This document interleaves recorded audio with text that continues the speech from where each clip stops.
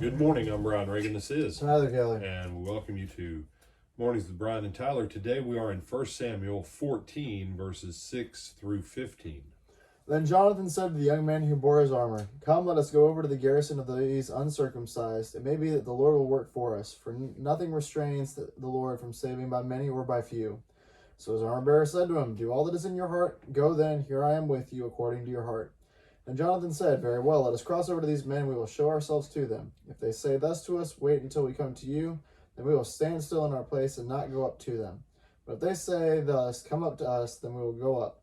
For the Lord has delivered them into our hand, and this will be a sign to us." So both of them showed themselves to the garrison of the Philistines. The Philistines said, "Look, the Hebrews are coming out of the holes where they have hidden." The men of the garrison called to Jonathan and his armor bearer and said, "Come up to us, and we will show you something." Jonathan said to his armor bearer, "Come up after me, for the Lord has delivered them into the hand of Israel." So Jonathan climbed up on his hands and knees with his armor bearer after him, and they fell before Jonathan. And as he came after him, his armor bearer killed them. That first slaughter which Jonathan and his armor bearer made was about 20 men within half an acre of land.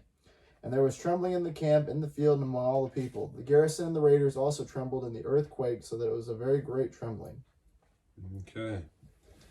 So what we have here, Jonathan, and, I've read it time and time again. I don't think Jonathan was there on the day with Goliath. There's just everything else with Jonathan's character.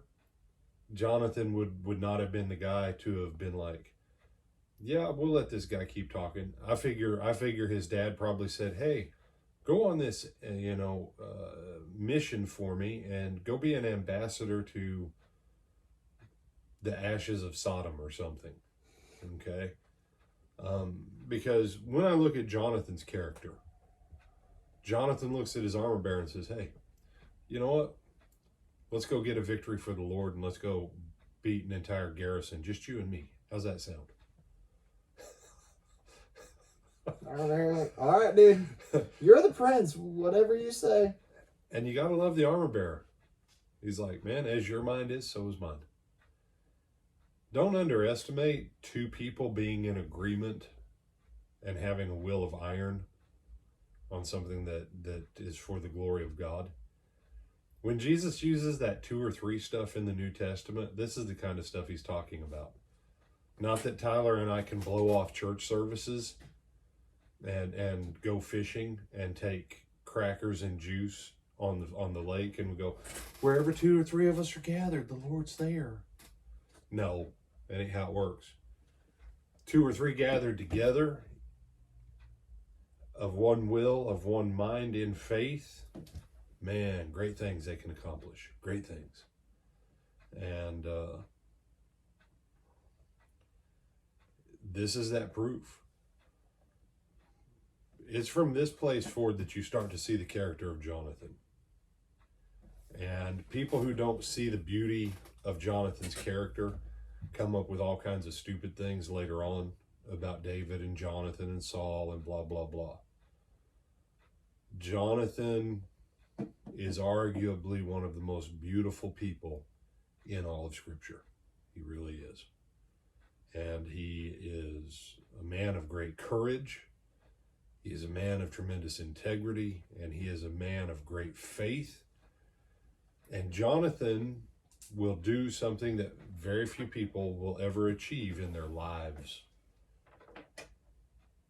He's able to show respect to his father and faithfulness to his friend when those two parties are at odds with each other and one is always trying to kill the other. Jonathan is able to do right by both sides and keep his integrity where everyone is concerned. And when you read through 1 Samuel, let that sink in. He honored his father and he was loyal to his friend, and he did not betray either side. So with that, I'm Brian Reagan. This is Tyler Kelly. And Lord willing, we'll see you tonight. 7 o'clock at the Lake Butler Church of Christ in Lake Butler, Florida, either in person or on our live stream. All right. Till then.